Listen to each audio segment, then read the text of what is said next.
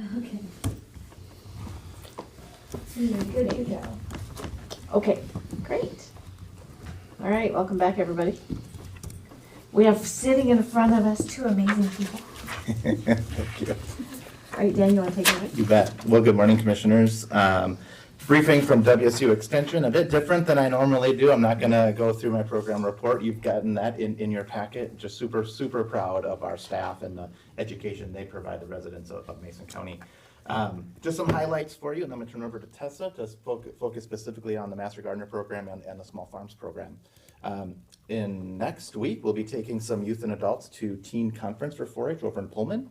So they'll get 4 days of on-campus living environment with classes, touring vet sciences, cheese making, things like that. So pretty exciting opportunity for youth to go do that opportunity and see what is available in our area. So, summer camp is at 90 youth. That's coming up mid-July, and our fair, believe it or not, is coming up in 1 month. So here we go. So with that, I'll turn over to Tessa Hollerand, our Small Farms Master Gardener Coordinator. Yeah, so I wanted to touch on both Master Gardeners and Small Farms and what we're focusing on. So with Master Gardeners, one of our big focuses lately has been trying to find ways to create volunteer opportunities in every area of the county, both for our volunteers and to reach more residents. And so one of the ways we're doing that is we're expanding our Ask a Master Gardener service. We're going to be at Shelton Farmers Market. We do it out of the WSU Extension office. And then we've also been able to partner with McClendon's and Belfair, and they've been extremely supportive. And so our Master Gardeners are there once a month answering questions for community members. And then we've also been working on expanding our outdoor learning spaces. So we are partnering again. For those of you who may know that the Feller Wetlands area used to be a Master Gardener demonstration garden, so we've been able to partner with the Salmon Center staff again, and we're working on renovating that area and hosting educational workshops out there. So we have planning meetings once a month and then work parties once a month where the Master Gardeners present for about 15-20 minutes on what they're doing for the day and how it's a beneficial gardening practice, and then they actually go and get stuff done. So the first project is putting in this huge pollinator garden around the classroom area that's going to have all sorts of educational signage and demonstrations and things like that, and then they're going to be expanding out. And then we're doing similar work at Catalyst Park up on 8th and Harvard. They are putting in a terrace pollinator garden and then also a native plant propagation nursery to be able to teach people how to propagate native plants. We may even potentially start selling some plants to the city of Shelton. That's been in talks, which would be a really cool thing to be able to do. And then lots of ideas there for expansion, creating outdoor educational areas, covered areas, so we can teach in all weather, things like that. And then with Small Farms, we just recently had an event in Union called Sound to Sea, which was with an interagency team called Cohort, and its focus is on creating more resilient coastal communities. And so we had 25 attendees, bless you, Allergies. We had about plants. It's getting stronger. it was just sending your way. Pollinating. And so that event, Sound to Sea, we had it at what used to be Harmony Hill is still there, but at the Sacred Waters Center. And attendees learned about how oysters help our water quality, how they can help oysters by monitoring for the invasive European green crab that we're expecting to move its way down this way, how to prevent slope erosion with different planting practices, and then also how to make backyard biochar, which can really help preserve nutrients and water in the soil and things like that. And so over 50% of the attendees on their little after-class survey filled out that they are really excited to use the knowledge they gained to work with their communities and help teach other people. So that was a really fun outcome. And then I'm also continuing to partner with Environmental Health to teach septic workshops. We have some upcoming ones scheduled in Belfair and Hoodsport.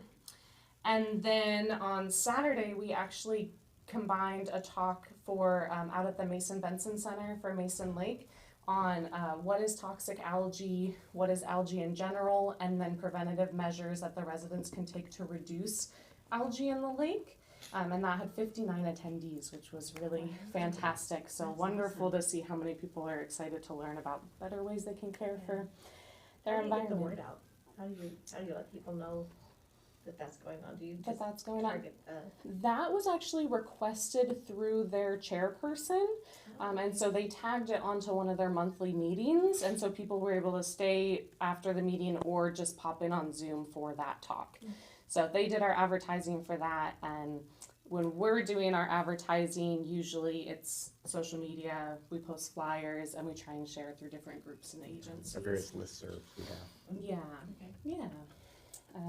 And then, as always, I've been continuing to support ag education in our local school system. So I just work with the conservation district. We took about 80 to 90 kids, 8th graders from Pioneer out to Skokomish Valley Farms, and we did all-day field trips for them. They learn about egg production and poultry production, poultry processing, composting, and like sustainable vegetable production. And then I've also been working at Choice in their garden with them. So, yeah. It's a busy place. It's a busy place. Yeah. Very fun programs. I love getting to do all of it. I think this Skokomish Valley Farms also has a booth at the farmer's market. Farmers market. Yep. Mhm. And amazing plants, yeah. Yeah. Yeah. They are really, yeah, the people out there are really incredible in terms of, I mean, they let us bring up to 300 8th graders out to their farm. And they're at all the farmers markets. They run a local food hub. I mean, they're just very community oriented and care a lot, not just about farming, but about educating others about farming. Yeah. Well, big thanks to Tessa for providing framework for our volunteers to be successful in this effort. You can clearly see her passion for this Well, work. Tessa, I gotta share one with you since you brought up Feller. Yeah. 15, longer than that, 18 years ago, the school district fired everybody at the Feller Community Center. It had been taken over by the Salmon Group, but they were completely different people there are now. And they took $650,000 worth of grants, they took everything with them, they fired them, they asked me to stay on to fix it. Literally, I was by myself, there was nobody or nothing left, there was no computers, they took everything, it was all gone. Wow.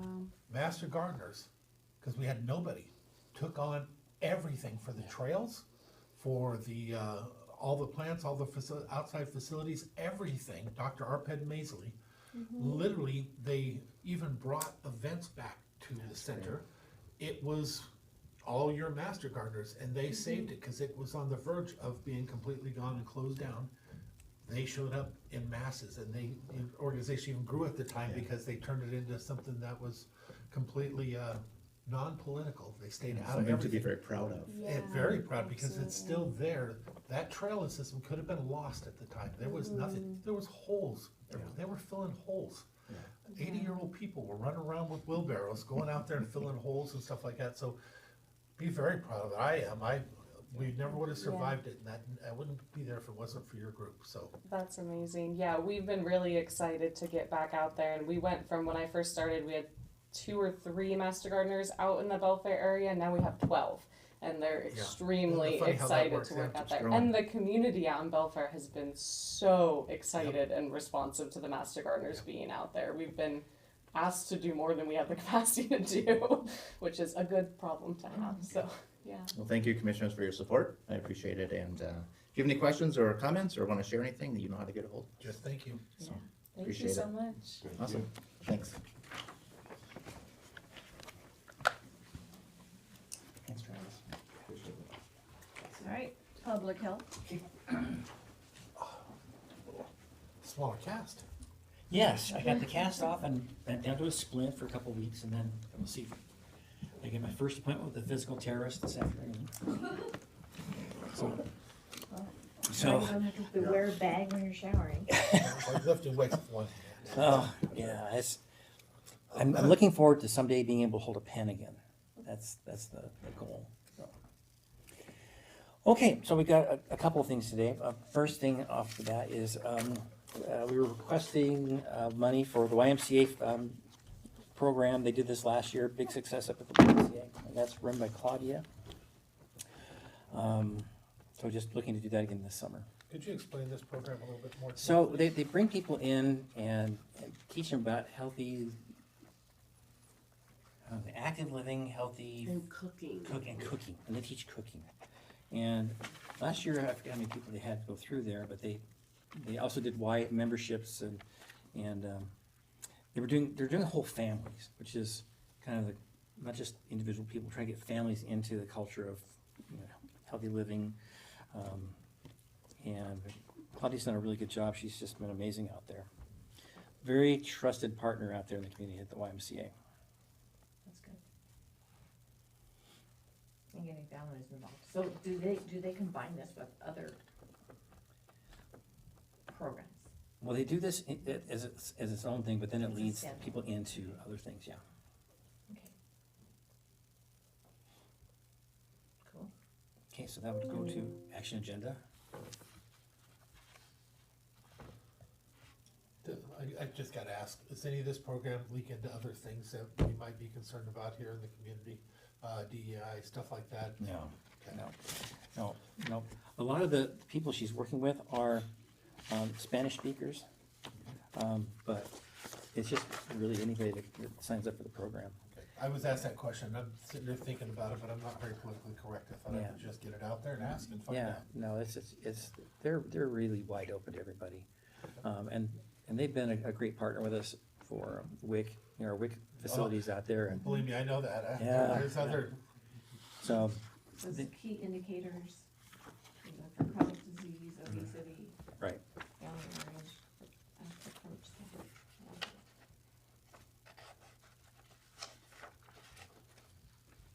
Any other questions? Not on that one. Okay. Okay. All right, so if you're okay with that, we'll move that to action agenda. Okay, next thing.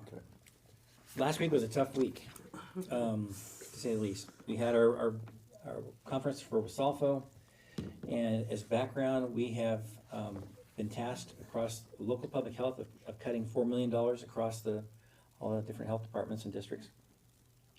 And it came to a vote on Thursday afternoon.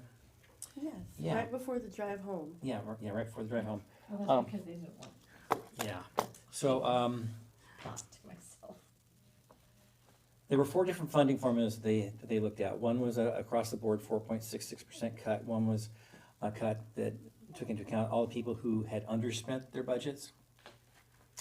And then the other combinations thereof.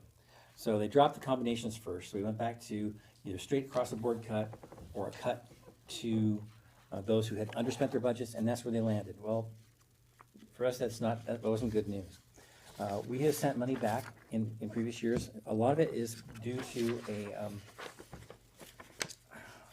they call it chronic underspending. I would say chronic workforce issues. You know, it's tough to hire somebody that's not there, like an ARNP, right? So we wound up getting a $391,556 cut. Starts July 1st, regardless of what we do, it gets cut. And that's 18.66% of our FPHS budget. So it's a piece of the budget. So we sat down with And FPHP. FPHS is Foundational Public Health Services, and it's something that I've been working on since 2011. I was one of the first 5 people to basically, we took everything you can do in public health, because at that time, public health was clipping toenails and doing all kinds of things. And said, let's look at the things we have to do that are required by law, that are population-based, or things that nobody else typically does, like epidemiology. Nobody else gets paid to do epidemiology. If it's things that other clinics and things get paid for, that's not necessarily foundational public health. It's other things, you know. We call them additional important services. So that's not where we went with that. So we wrote legislation. In fact, I was the chair when we got this legislation put through that recognized this foundational. And then the first year we got 8 million, and we were tickled. And then we got 22 million. Then it went up to, during COVID, it went up to 324 million. And then the legislature this year said they're taking 24 million back as they go into this next session. So really, we're still way ahead of where we were. We came in Friday, I sat down with Commissioner Trask and with my leadership team, and we went through all of our funding lines and picked where we can cut from our funding lines. Now, we've not spent out our emergency preparedness funds because we're also funded by the feds to do that work. So that's a really easy one for us to cut. As long as the feds don't cut it, we're okay. The next one on the list is discontinue communicable disease, CD, Hep C. We've had that money for the last couple of years and have not been able to hire an ARMP to get this thing off the ground. So our thought was we continue to contract with North Mason Fire to do the work out of other funds that we have and let this fund go. So still trying to get the work done, but do it in a way that's not necessarily us. And maybe that's the way we have to do things in the future, is look for other partners to get things done. And then the last one is a reduction to life course. So think of obesity, diabetes, maternal child health, all those kind of other things that are don't fit into basically neat categories. We get $360,000 for that, 384,000, and we're saying we'll take a reduction of 93,556 from that. So Takes it down to 291. yeah, so it comes out to we'll meet our requirement without losing staff. Because staff is our launch pad. If money comes back, then we can launch back in. But we won't be able to do things going forward that we had planned to do. Some of those things we're just going to have to put on the back burner for a while. So what you have in front of you is a letter that I intend to send to Wasalfo, saying that this is what we're offering up. It's got to be done by the 18th. And if we don't, then they will decide for us what programs are going to cut. And that's really the business of the health department and our board of health to decide. We just don't have time to run things through that whole process again.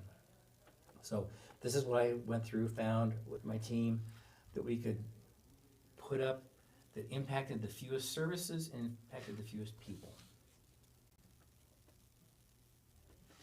And on the team that when we spoke on Friday, we had Melissa, you, Jacob, Ian, and Casey. Casey, yeah. And I felt comfortable moving forward with this, based on your recommendations, that no staff had to be cut. Mm-hmm. These were services that we really were not using at this time anyway. Yeah.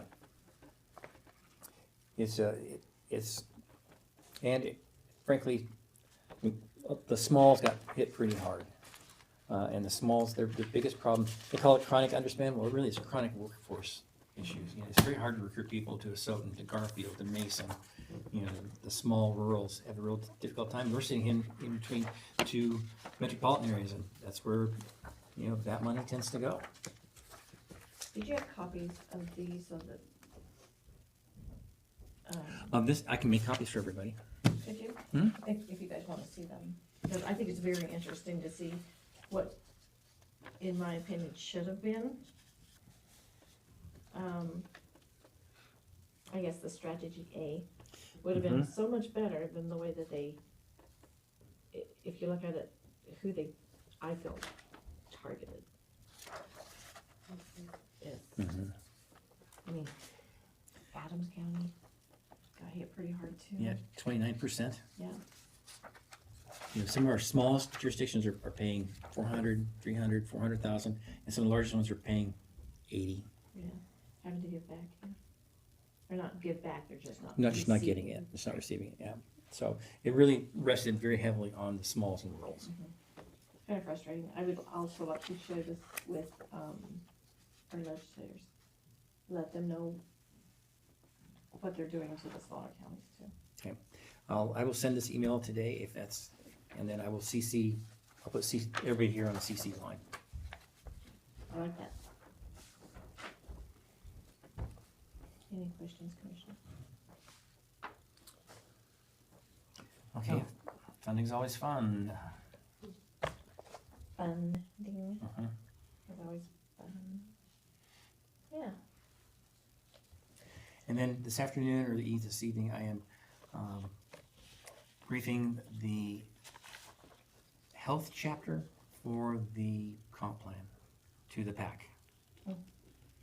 So That'll be fun. I'll bring back feedback from that. I've been going back and forth with the chair on his suggestions and thoughts on it. And it may be a case where, you know, this body or the Board of Health approves that and puts it in, because it may not be a PAC appropriate consideration, so we'll work on that tonight. Certainly out of their scope of expertise. Yeah, and understanding. So we talked about that a little bit too. So, I mean, we're really governed by RCW 70.05.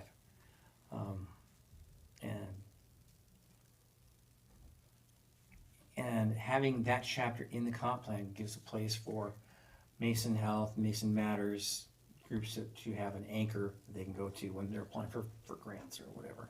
So it needs to be there somewhere, but it may not necessarily be a product that the PAC needs to do. But I definitely wanted to brief them and show them what was going on. And when I first got here, I think my predecessor had 50 pages, 47, 50 pages in the health chapter. We're down to 12, including the table content, so. Good. Much less. It's very good. So, I requested that we bring back the homeless response grants Mm-hmm. calculations and the funding. I'm really not comfortable with the way that we've decided that the money should, where it should go. So, and I know it hasn't come to the board yet, so we haven't approved it. You did approve it. We did. No, we Yeah. did not approve it, it has not gone to an action agenda. Not the contracts. Right. Yeah, the contracts haven't, but That is correct. Okay. We agreed to go with one, but we said to bring back the Okay. contracts, for individual. Okay, yeah, I won't sign the coastal. I won't agree to that one at this time. It's okay? Go for it. Okay, so I got the same letter, I'm sure we all got it. As we all know, I'm not on those committees, and so I rely very heavy on our commission that does it, and Pat, you were serving on that. During our last conversation here, I don't wanna misquote, but it seemed like you were proud of the process and you were very happy with it. Have you changed your mind? The process was, I thought, looked like as fair as we could make it.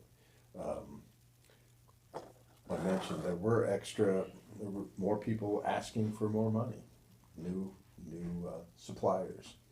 So we pretty much relied on staff's, input on this when we had questions. There were some wide variations in how we scored from different board members, but everybody seemed to be at least consistent within their own scoring. So it averaged out, and that's how it was scored. Now, if you want to remove coastal from consideration, that's, I think, you could do that, but they absolutely scored higher on their applications than others. There were areas where they didn't score very high, like local knowledge, have you dealt with Shelton or Mason County? I got 0 from me on that score, but, in other areas, they had more years of experience. So, it balanced out, I think there was only one place where we didn't go absolutely with the average, based on the average. Only one time. Steve.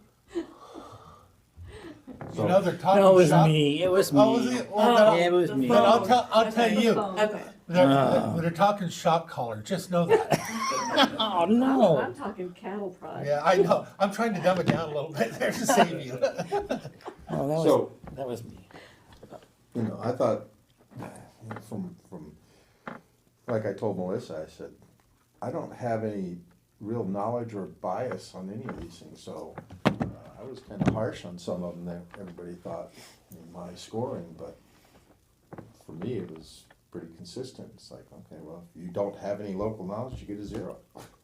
That's on that particular part of the scale. But in the end, We did double check this morning, just to make sure, and there's no prohibition in RCW or WAC for them crossing county lines.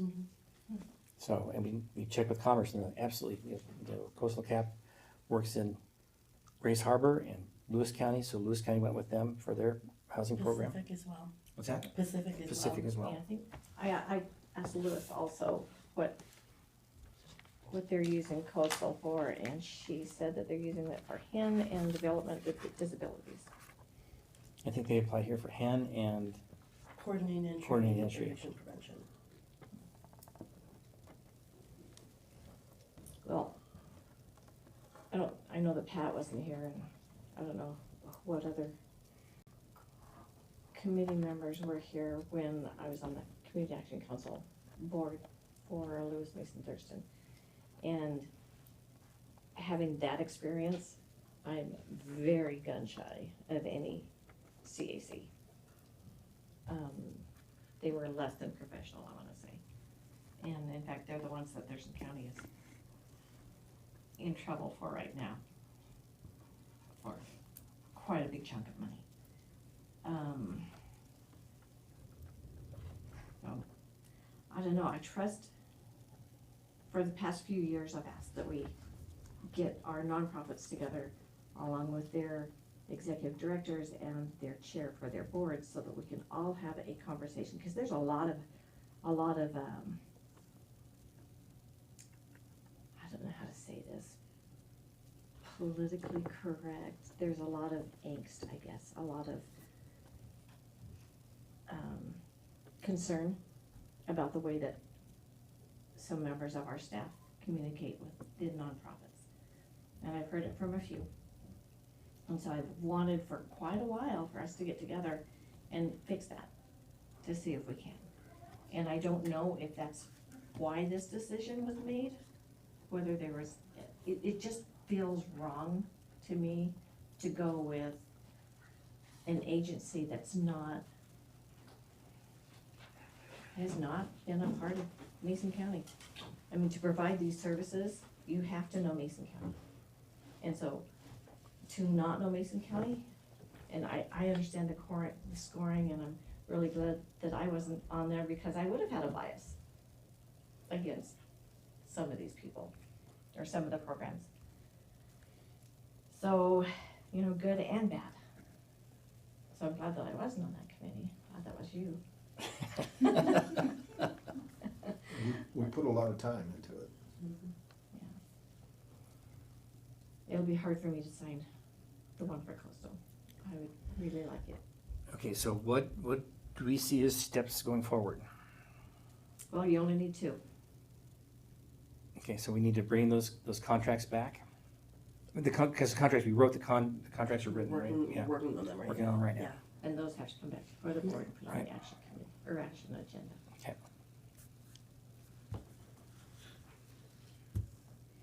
Okay, anything else? We can reevaluate, but I don't see that that's gonna change what the board did.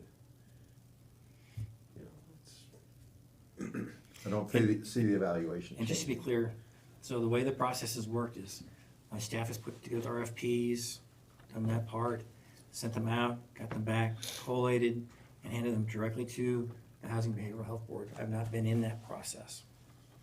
So, because there's a lot of times I have to be the referee, you know, blow the whistle and call the fouls, so, I wanted to kind of stay out of that piece of it.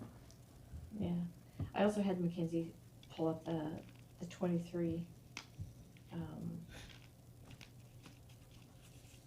allocations also, and took a look at them. Some of our providers have been cut significantly. And again, you know, I wasn't involved in the formula or anything like that. I think going forward,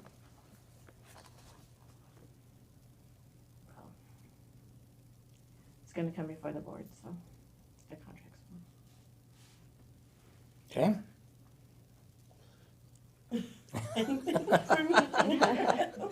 You don't have to say anything yourself. I was gonna say that, I already did. Yeah. That's what- All right, is there anything else then? We'll get that stuff out to you.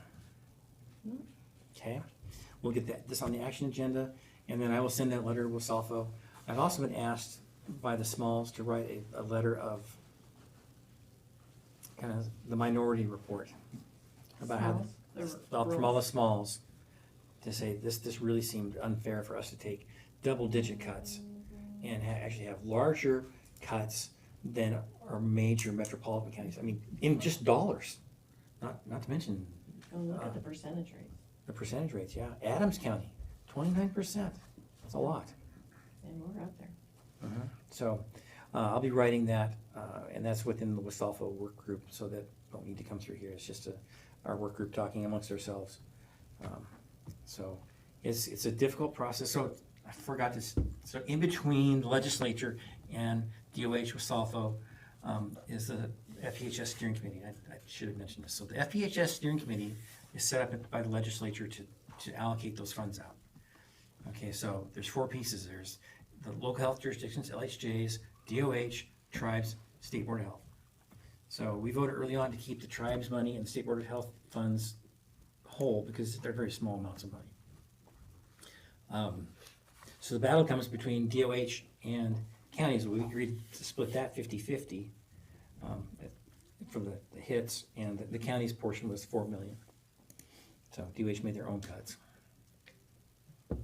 So one of the unique things about that particular piece of legislation is that before anybody gets money, DOH and local health jurisdictions have to sign a letter of concurrence. If they don't concur, nobody gets money. So we stuck that in there back in 2019 to make the players play together. Because in the past, DOH was able to veto, and we just didn't want that. Which is good. All right, anything for Dave's group? Yeah, I guess, as far as the homeless grant thing, if you guys would like to sit down and discuss it, I mean, I was just trying to see if I had. We have the Yes. next advisory board meeting next week, so. Well, it might be a good idea to discuss it between us before then. So I'm open on Thursday. Funny man. So we'll see what we can coordinate.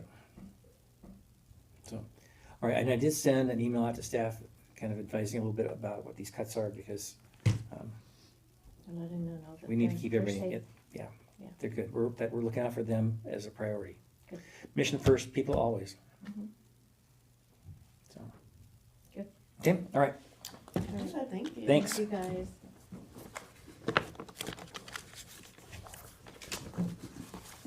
You, I believe. Yes, it is. Well then, we have Mackenzie first. Hi guys. Good morning. Oh, good morning.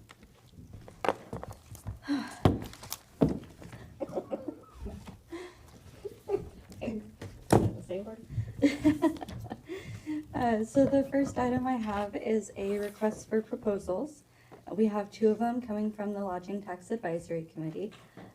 The first one is for the Director of Tourism Development for Mason County for 2026 to 2027. And the second one is for services that support tourism and or cultural attractions in Mason County for 2026. The LTAC, or Lodging Tax Advisory Committee, recommends the following allocations of lodging tax revenue: 25% for services that support tourism and cultural attractions, 60% for the Director of Tourism Development for Mason County, 10% for the Welcome Center, and 5% for reserves. Good job. So I've got usually I just go along with their stuff, but it's just getting more and more to where we're losing our smaller events. We're just losing them, and I hope that they would reconsider and start to invest more here locally instead of these people. I also have a hiccup that keeps bothering me with this, to where they're selecting the people and then send it to us for a rubber stamp, and that still bothers me a little bit too. Just wanted to get that out there. Yes, they are set up to where we agree with their budget and how it's spent, or not, because we can't adjust it, that's the way it's set up. That go back to them if we say no. But it's getting to the point now where even the staff is being selected by them and hired by them and go for it. I still have a problem with that, so I just wanted to throw that out there. So this is just for the RFPs? Yes, but in the, reading in the RFP, they're saying that they get to choose and then send it to us for a rubber stamp. That's what I'm having a problem with. That's what it said in the, yeah. Well, it's advisory committees, just like all of them. And that's why it bothers me, and I was just sharing that with you. Yeah, I'm just trying to follow along with this is 60% for the administrator.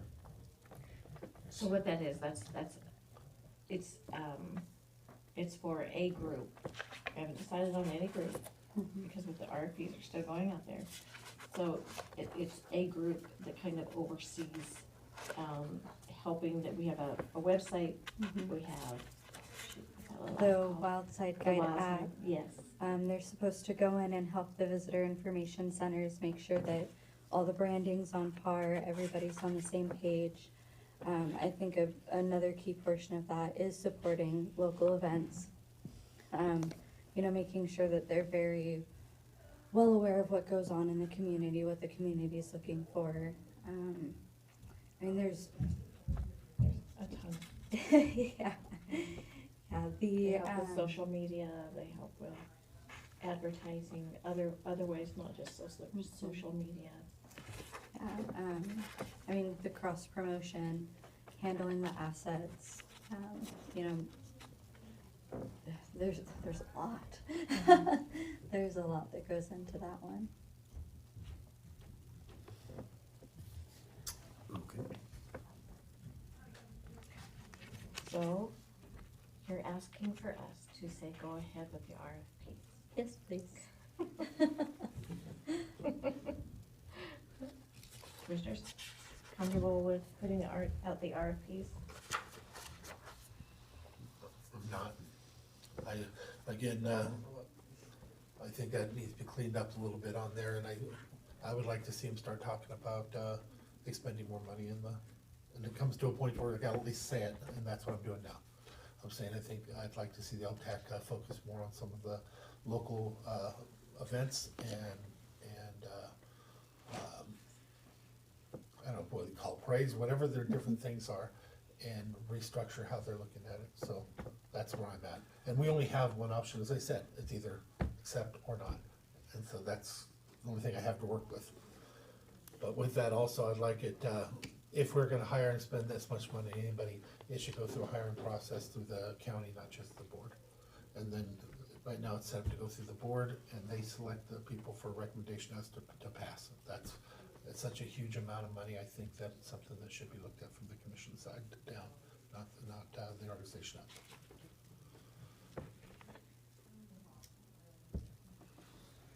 Deb? Yeah, I'm struggling with this amount of money spent for this. I get it's marketing Mason County, that's what we're talking about.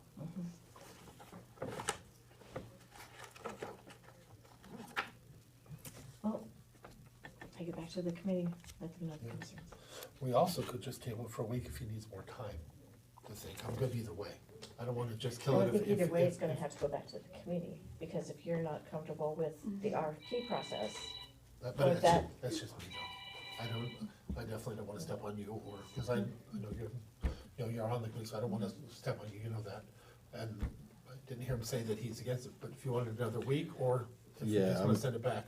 I'm gonna need more time to look into this. Okay, we'll have to adjust the dates. okay, I did wanna caution that we are a little behind in the process as is, but we can postpone it for a week. All right. Moving. And then the next item is the 2024 open space applications. We received 5. This has gone through the assessor's office and community development. They are both good with everything and are suggesting we proceed. Commissioners? This is one of the harder ones, especially for somebody that's new to go through. I think one of the things that would be nice is to have somebody come in and express and explain, What open space? yeah, and you know, what it takes. Okay. I know that when I first came here, having that knowledge actually made a difference on how to look at it, because there are times where they actually come before us for different reasons or changes, and by then we should already know. So this is a perfect opportunity to give it education, I think. Okay. Other than that, it doesn't bother if you put it on. I didn't see anything that stood out to me. And have these been approved in the past? These These are specific re-apps ones, or new? these are new applications. Yeah, but they did go through the vetting process through community development.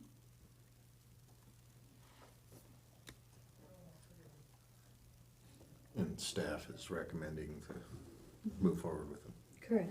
Yeah, I'm okay with accepting staff's recommendation on that. And on mine, maybe we'll just have somebody come in sometime and do all of the presentation as to Yeah. open Yeah, we space. can definitely make that happen.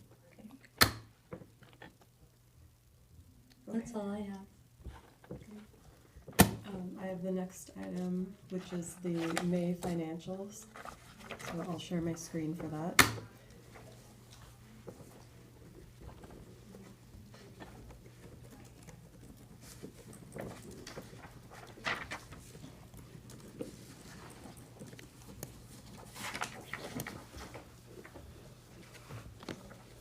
Okay, so beginning on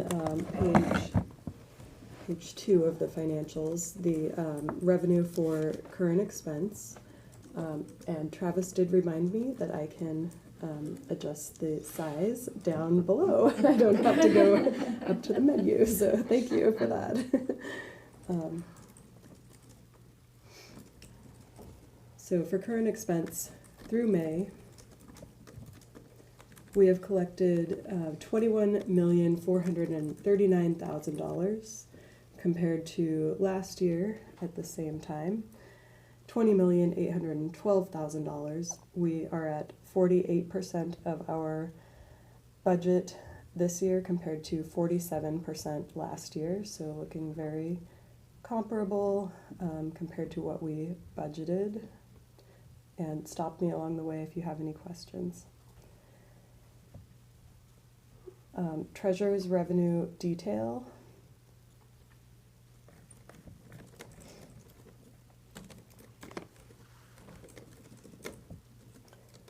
And sorry, that is still way too small for anyone to see up there, so, oh well. Through May, in the treasurer's office, we have received $15,093,000 compared to last year, $14,358,000, and we're at 51% of our budget this year received compared to 49% last year, and it's really just a mix of different types of revenues that make up that $700,000 increase this year over last year. Property tax is up this year, sales tax, and then just a few odds and ends revenues. So Jennifer, on the revenue, I know we talked about it the last time a little bit, but it's still continuing on the slide. I'm a little bit, starting to become a little bit concerned. Community development. Mm-hmm. Now, I understand we don't have the same construction going on, but did we actually budget as though we were expecting it all to happen, or? Because that's a big amount that we're starting to fall behind. I would defer to Kel and Kathy on that. Okay. I don't want to speak for them on that. So I'll reach out to them Please. again and have them maybe come in and do, I mean, I know Yeah. that they come in and Or they can just brief on tell that. you and you can share it. Okay. I'm good with it. I'm just curious because it keeps coming up and that number's Yeah. widening basically, and I'm a little concerned because we're looking at hundreds of thousands, so. Now, even if we budget it that way, that's fine as long as I know. Yeah. Cause then I just keep that in my mind as, okay, so don't get worried. Okay. And honestly, I mean, in my opinion, community development should be an enterprise fund. Might be something we want to look at Yeah. in the future. It really shouldn't be part of current expense. But right now it is, so. Yeah, right now Yeah. it is, so there we are. Except for the fact that there's still a small percentage, what was it, 300,000, 40,000 that was not? Yeah, I don't think the entire thing would be part of that. I'm Yeah, not sure how so it'd that be would hard to work. split it, Yeah. just my opinion, because knowing that there is a chunk. Yeah. But yeah, we can look into that, and I'll shoot them an email, and then include Travis, and Travis can get back to you on that, if that's okay with Perfect. you. Yep, that works just fine. Great. On the expenditures for current expense, we have expended through May 21,701,000 roughly, and compared to last year, 19,128,000.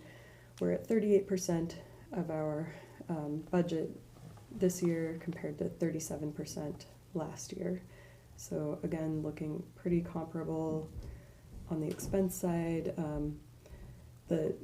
The increase in the percentage, I believe, is related to the transfers out to other funds. So that's the 650,000 that we transferred, the LATCF funds that I keep bringing up, I think almost every financial reporting period, or every time I do this briefing.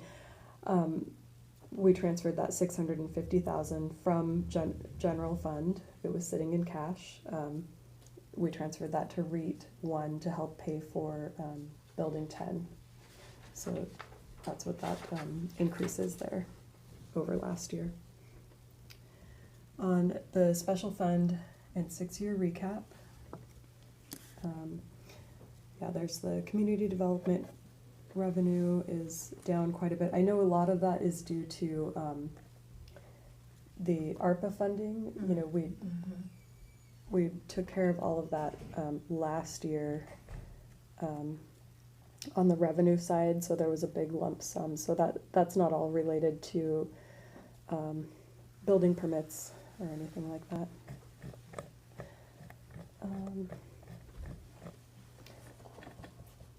I researched a little bit more on the lodging tax.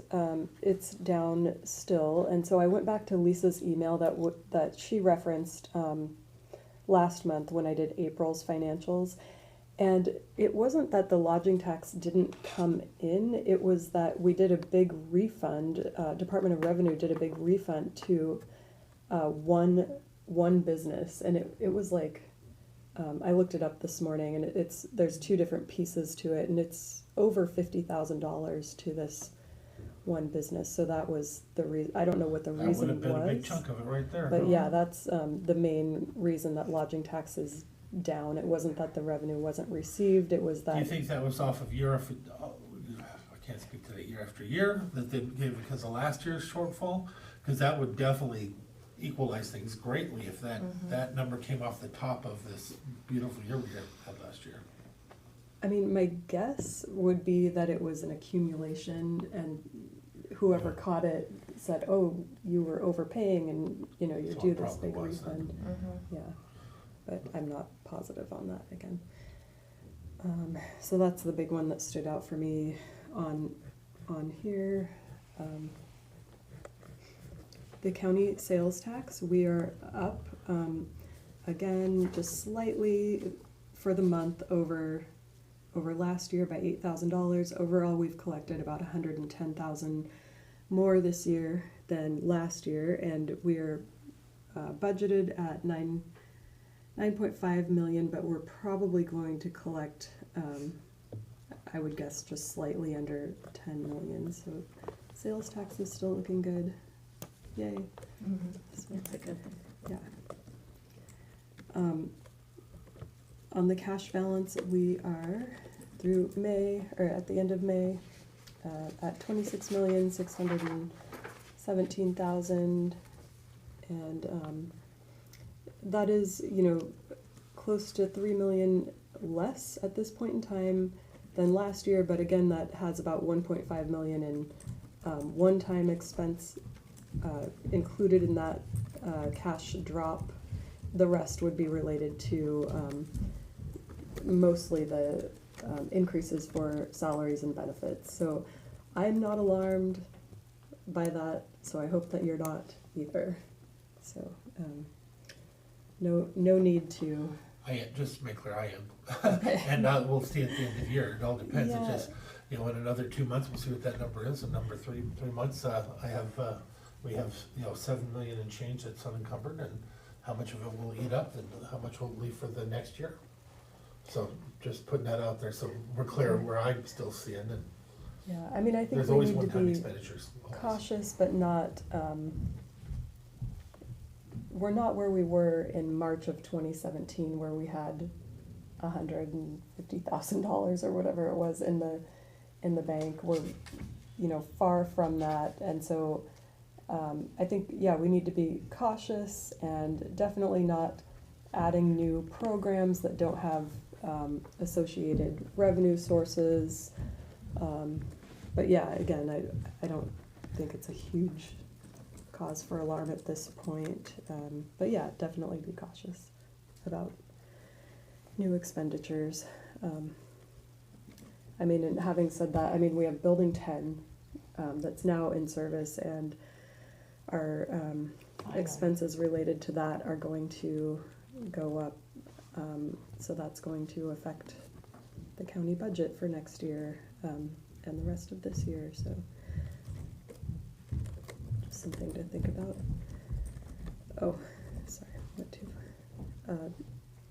We're at 48% of our budgeted revenue again, and 38% on expenditures.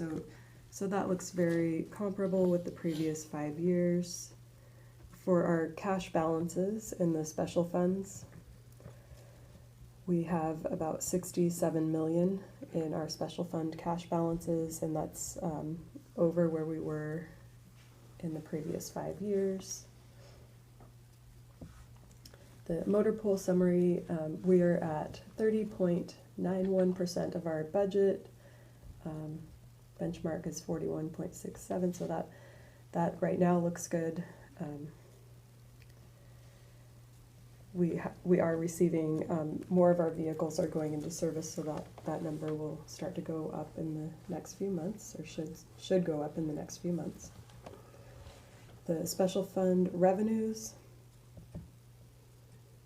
I always have to adjust the size because this is different than it is on my computer or on my monitors. So the special fund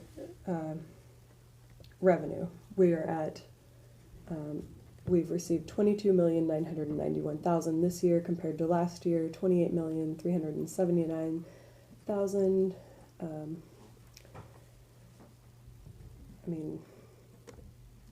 It's a lot less than last year, but again, I think we go over this every month. A lot of it's Belfair, which was I think the connection fees last year.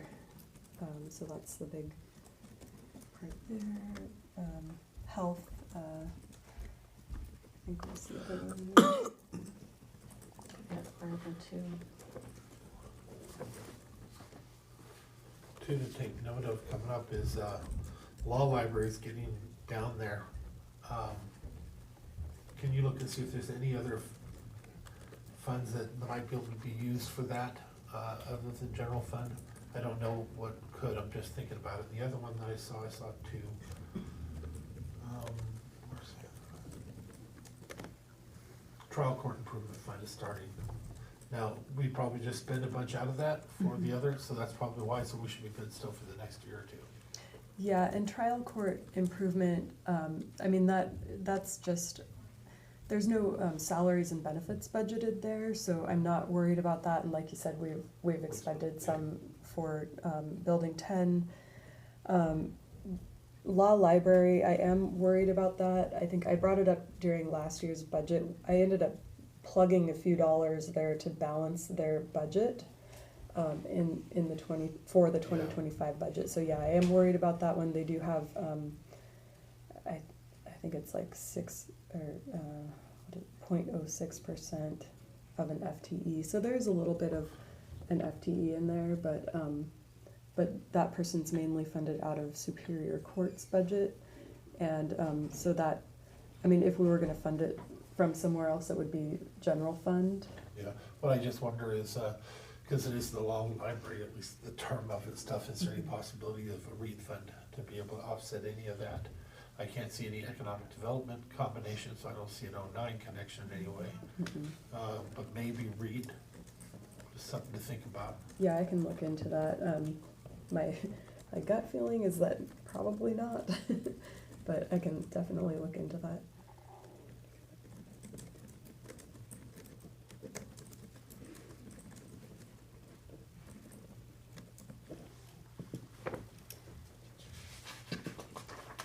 On the special fund expenditures,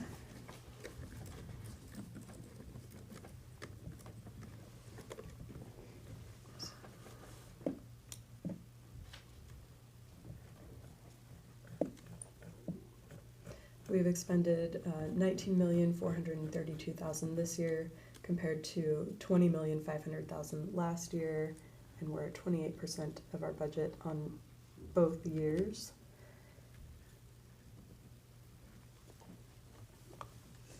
And going to the last sheet, the county debt. At the end of May, we have $15,822,000 in debt. The treasurer is looking into for us the question that was asked last month on is there any prepayment penalties on any of these loans or bonds. So I'll let you know when I hear back. I just asked this morning on that. So Speaking of the treasurer, when you look at doing your supplemental, might want to make sure we have some extra in their fund for training and stuff. yeah, that's a good thought. Yeah, she does run kind of a Yes, tight she budget does. too. So We might have to make sure that we throw something in there.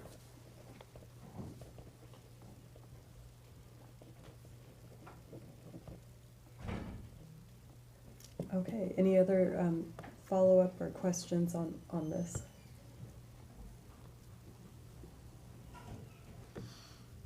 I'm not seeing any heads. Okay. Stop my share then. Thank you. That's all that I have for you. Thank you.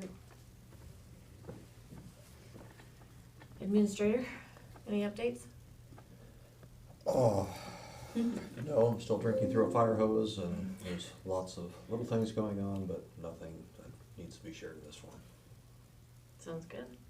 And then we will save our calendar updates for the end. We'll just include that in our commissioner discussions. One thing that I do want to bring up is the library board. We've not finished Well, that. library? No, Timberland Ridge. Oh, okay. I'm with you. Take a second. Slow down and catch up for me. So we submitted a name, but I think that some of the other counties rejected that name. I don't think they rejected it. They put it out there that it was on hold until the outcome. Did the outcome ever happen? Mm-hmm. Yes. Yes, so the only county that we were still waiting to hear from was Thurston County. We did receive concurrence from the other 3 counties. I believe it's a 5-county board. We're just waiting to hear back from Thurston. I have reached out to Rose, who's my contact with Timberland Regional Library, and we're just waiting to see what happens. Okay, yeah, because the case was, nothing, it was found, it was dismissed. Well, then I think we just hold the wheel and just keep moving. That's my opinion. Okay, I like it. Okay. Yeah. Okay. And maybe if you need help getting a response back from them, let me know. Rose has been really good. Okay. I think she's doing a great job. Okay. This was Dean's appointment. Yeah.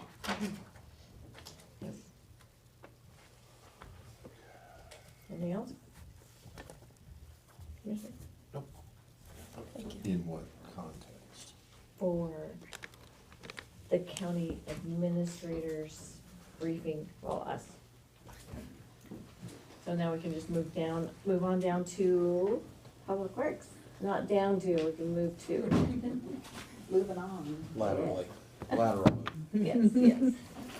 Morning. Morning, good to see you guys again. Yes. I got one question to ask you guys real quick. You know of a big one that's coming out of, REIT 2? That's scheduled to come out of REIT 2 that we don't know. A big one? Yeah, Out of REIT something 2? big, cause it's amassing quite a bit, there, compared to one. One is at $2,764,000, but REIT 2 is now at $7,489,000. Other than, because we had the building 10. Yeah. So we'll keep track of them. Yeah. If you could just look and see if there's any contracts coming in the near future, you know, let us know next week, or even just, on the REITs that Okay. we're expected to.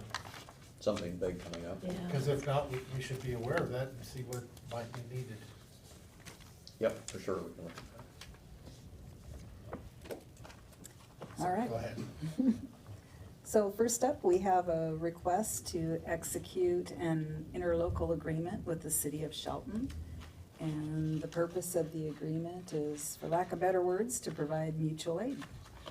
So they have people and equipment on occasion that we put to use. Richard shared an example last week, and I believe we're utilizing their trucks today for some asphalt work.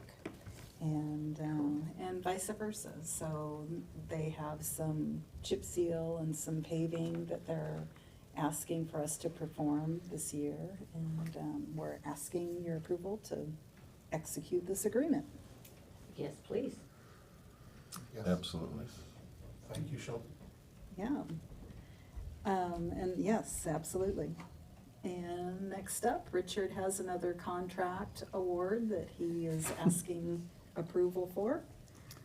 So back in January 2024, you might recall, some of you, that we had a big freeze and a thaw event. We had 2 potable water lines burst in our ceiling and caused a significant amount of damage to the laboratory and office space, and SCADA system, computers, that all went down. SCADA system, all that's been repaired, up and functional. And now we're at the second half of it, is getting the facility back into usable shape where you can use the office and use the laboratory. And we went out to bid last year in 2024, more of an under emergency contract situation. We got 2 bids back that really made no sense. They varied so bad. They were like $90,000 with no explanation of what they were doing, and up to $200 and some thousand with more work than was required. And we just couldn't come to agreement on it, and we were functional, so I put it off myself basically to try and figure out how can we do this in-house and do it. And I'm not a spec writer, it took me forever.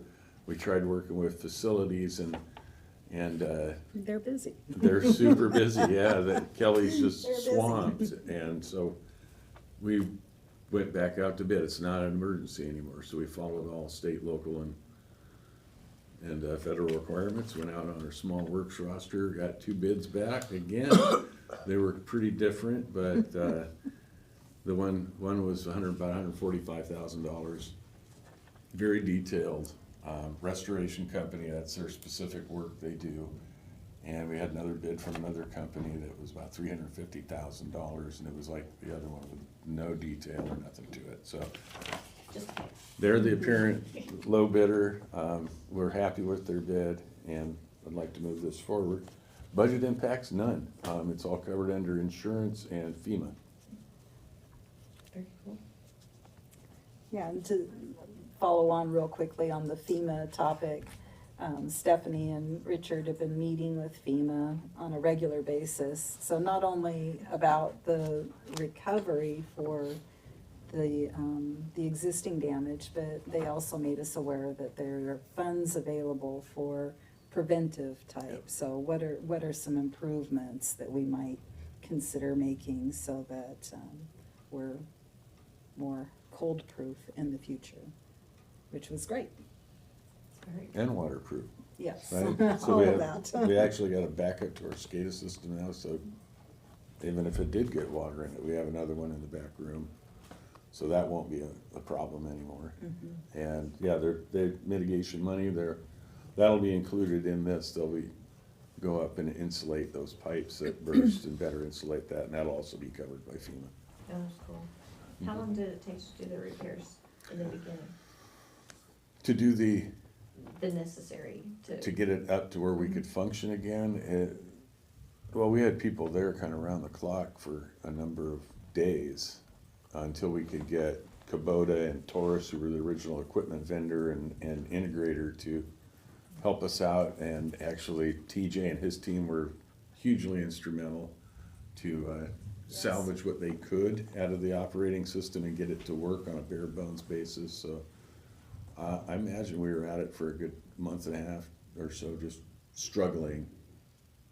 Well, we continue to struggle. I mean, they're working out, it's like they're working out of a garage out there until this is done. So staff has been great. We had an outdoor toilet for a long time. So no complaints from them. They're tough as heck and very resourceful, and very grateful for them. Mm-hmm. Any questions? No. Say do it. Sweet. Great. Next, Stephanie has been going back and looking at all of the past accounts and what's uncollectible. So similar to the process that Treasurer Frazier brought forward on her side. We were a bit thrown on what's the practice, what do we do, what's the authorities? Mm-hmm. So went back and took a look at the finance policies. Staff, I know, contacted Lisa and other folks about, do I need to do something special? So this is the process we came forward with. Actually, I that was we need impressed to. with it, just let you know, because I did get calls on it right away, but you specified very clearly, and because we have done it with the treasurer, it was very easy for me to defend and explain. So I think you did a wonderful job of putting it together, Great. and I'm comfortable with it, just, moving forward. Perfect. One of the things that we're gonna do going forward is, we have a process in place of reaching out and contacting customers timely so that we don't have accounts that go back to 2011. We're implementing a collection process so that, 30, 60, 90 days, we've got a process to turn people over timely to collections for the utility and waste AR accounts. The other portion of it was traffic incidents, and so we have a 3-year limit by RCW to collect on those, and so we have a process in place working with Tim Rhodes in the Roads Department, Nicole Wilston in risk management, and then in our office. So we are reaching out to people as soon as we get those incidents reports and identifying if they have insurance and getting them submitted. So although we're asking to write off about 40,000 in traffic incidents, just last month we collected about $45,000 in traffic incidents, and we have another $20,000 on payment plans. So yeah, so we're working as a team to make sure we're getting those collected. And that was, we heard 2 instances recently of good citizens coming forward and telling us, I hit something, I broke this, and not waiting for it, and it's like, so hats off to the honest folks out there that come forward. And then we hit them with a darn bill for a guardrail. So thank you, Stephanie, that was a great amount of work, and the department has procedures on collections. I think that it's just been a matter of either turnover in positions or multiple positions, that those threads just get dropped, and they should not be. So there needs to be continuity, And Steffi's done a great job in making sure that it's really clear that there is a process and procedure, and just because somebody's not in a seat, that somebody else is able to pick up and carry on. So that is much appreciated. Thank you. So when we reached out to the treasurer's office, she said that as soon as we identify that an AR account is uncollectible, that we should come before the board and request approval for the write-off. So, Instead of holding it for, 10 years, yeah. 15, A while. 15. a while, right. Yes. That's all. Okay. This is great. Great. Very appreciative of the work that you do. Thank you. You're definitely a good asset to the county. Thank you. Yes. And then next, I hope we've resolved and gotten everything, every comment and concern taken care of on the water leak credit. So, Steph? So we went in and adjusted the verbiage that said the leak credits are limited to once every 3 years per property, with the exception of extraordinary circumstances subject to the approval of the board. And so that we, and this is still to discourage frequent and reoccurring, but to give you that leeway to be able to accommodate Can those. we add one more little thing, and with a recommendation of, Whatever the Yeah, staff whoever- recommendation is. Okay. Yeah. because I don't want them just to appeal directly to us. I Right. want to be, Yeah. To go through the process. yes, Yeah. Yeah. or else we can have them every week. Yep, Yeah. we hope not. Absolutely. But I appreciate it, thank you. Okay, so our next step on that stuff is to, I guess, a hearing for a code revision, correct? Yep. Yeah. And then we do have 2 or 3 pending right now. Actually, we have about 7. 7, okay, For the credit. yes.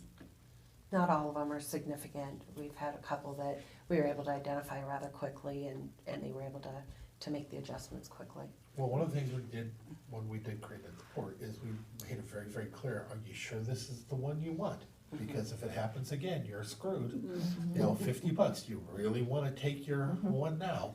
So hopefully you'll reach out to them and give them an opportunity to pull their request as well. Absolutely. So procedure-wise, I'm thinking through, do we need to wait until the code amendment or take action I to set? think you have to wait till. That's what I'm thinking, so we're gonna still Yeah. need to carry them Yeah. on the books until that. Yeah. Yeah. We're just collecting them and, Yep. and waiting for the code to be approved. Yeah, okay, so we've got another Yeah. 2 months tops for that, okay. All right. Okay, and then just a couple of discussion items then, that's all for the action items this week, commissioners. And the first, we've got the follow-up on utility rates. We've been peppering you with even more goodies, hopefully responsive to the questions and comments that we had during the last workshop. And we're able to meet with Commissioner Trask for some one-on-one. And certainly, again, reoffer that, commissioners, if there's anything else you wanna dive in. It's, it can be a lot. It can be a lot, so definitely welcome any follow-up that you may have. And Randy, we forgot your request. The what if, how many extra connections would it take to break even in Russellwood? Because last time we talked about what That- would happen. But you if don't we- have to know that for this anyway, that's more of a long term. No, it's a long term, but still, it's a question. And it's funny because, the more I looked at it, the more I thought about it. I actually had somebody that was talking about bringing in a development. I said, you know, you might wanna look, if this goes through, it has to go through a whole process. You may have an opportunity of a lifetime if we have it, we could do that, yeah, to be able to, but there's still some stuff, even if you gave me that number, you still gotta get some Oh. changes. There's a whole Yeah. capital component to that and But I think permitting. I think we need to empower him or request him to start on that immediately, though, even if we don't do this, to be able to have that as, because we can't do it if we don't have it. So it's up to the commission now, if we direct him to move forward, at least with the process, to see if he can get more hookups out of it by changing the gallon ratio. Right. Yeah, we're talking water now, so. Both, actually, look at what he can do, because we need to be able to handle perhaps another size. Doubling the population, Yeah. basically. And then that would change everything for us in the That's future a with lot. that system. That's a lot. That is a lot. Yeah. But how many could he get if he was able to change it down to 175 gallons, could he? Sounds like I might need a road trip, just to kind of visualize to see it, Yeah. so Mhm. maybe we could look at a few dates to Sure, take a drive. yeah. And really, I mean, there's the other, that's kind of a planning component as well, is like, what's the surrounding land use, what's vacant, Right. is it even possible, you know, from a Well, planning And perspective? it is Right. because we do have provisions to have standalone communities, but they have to have those two components. Mhm. Absent of those two components of water and sewer, or availability for sewer, it can't happen, so. We passed that years ago to allow for that, for Green Diamond had brought some stuff to us. You remember that now? Mhm, Yeah. I do, yep. Okay. All right, anything? We heard, give me a little more time to digest all the good things from last week. So is that similar, commissioners, want a little bit more time on rates?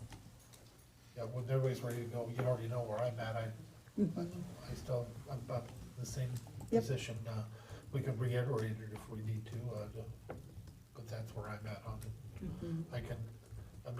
I wish I didn't have to in some of those cases, don't get me wrong, but it is what it is, and the reality is, welfare goes up, it brings it closer to the other one, we keep the other one at 4.4% according to the actual growth rate, because we did some adjustments in the last years. We do 10% on Beards Cove, because, I had missed the point that we left that one alone the year before, instead of the 40, but then we do 4 or whatever for the other one. Or was that 10% also? I got it written down. I had, yeah, I'm looking here too. I had 10% also. I think so, okay. My Those are chicken huge- scratches Huge are. increases considering what we did the year before, but I think it's justifiable, and I think you don't have to go back out to do it. I think this is within the framework, we still wouldn't be near what we were talking that they could be last year, when one visited them all. And the meeting with you guys last week was awesome. It was really nice, put it up on a big screen, Travis was in there too, and just talking about it, helped me understand more. Yeah, learned a lot. Yeah, so appreciate that. I still wanna sit down and write down exactly what I wanna do. I looked at it again this weekend, and It's hard stuff, 'cause but now I It is. understand what the tabs are for down at the bottom, and like a lot of lives with that. it's the what ifs. Yeah, so, I would,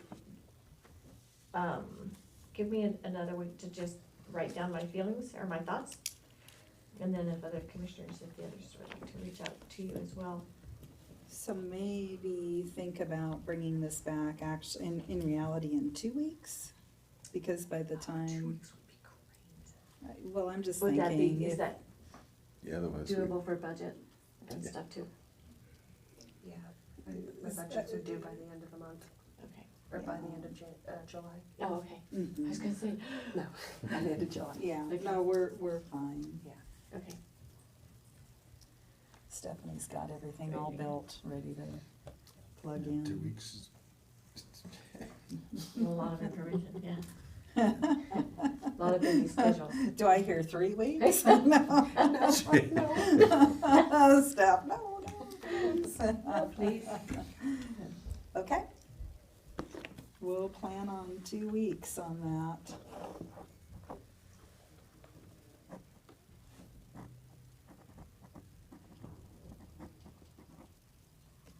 All right. And then, last but not least, a draft reply back to the city of Bremerton, following up from the meeting. And there was a draft in your Okay, packet. you sent it to us. I did, but if you need a hard copy, and I want to thank Travis very much for his sharp editing, making things a little more concise. I think you did a very good job with it. For a lot of the concerns that I have and just getting it out there and stuff. I am sad to say that this morning I had an epiphany. I had this great idea and I thought, man, I gotta make sure that that's in there because I didn't think about that before. And I can't remember what it is for the life of me. Oh, no. I didn't write it down and I'm kicking myself pretty Curses. bad. I'm as human as anybody else because it was, I wish I could tell you how great I thought it was. I just thought, wow, that is so important, but it just gone. And I've been sitting here for the last 10 minutes, spacing out, trying to remember, and it won't come to my brain. You know when it will. In the shower, actually, for me. No, the day you sign it. Yeah. But it was Or the day important for the after it's county been to have mailed this out. question, but I can't remember even at all. If I can get close, I could remember, but I don't. But hopefully by next week I will. If not, then like you said, it'll be the day I sign it, or she signs, or whoever signs. All right, so are you asking for just more review, or are you asking? If you're good with it, we can I'd like get to wait it till next week. formatted. I mean, yeah, sure, to take a Go look ahead, at format this it, then and. when I come up with what that was, With your I'll send it out, however you put it in there, and then bring it to us in the completely formatted position for sending it forward. Okay. Or not, of course, but. Yeah. And did we wanna talk about the question of how many stakeholders we wanted at a second meeting? I think there was a There's question quite a back and list. forth about whether or not a stakeholder meeting for the second meeting with that many groups would be Right. productive, or are there a narrower number of more relevant stakeholders that might be best?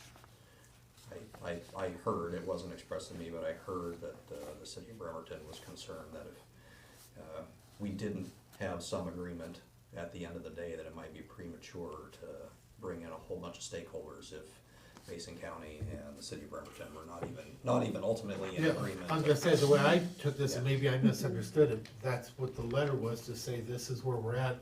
You know, they give us their counter proposal with that, basically, and then we meet. And then we follow up after that, after we've got something that everybody's, But I think you wanna let these people at least be part of the idea that it's coming or something, is, Maybe add them as CCs, okay, yeah. and that way they get a copy of the letter. okay. Actually, Make them aware, but not and necessarily. they can that also need- even comment back if they wanna be a part of it or not. That could automatically just Exactly, bring some of them down. yeah. Okay. Do you want your elected representatives there, or do you want the organizations? The senators and representatives?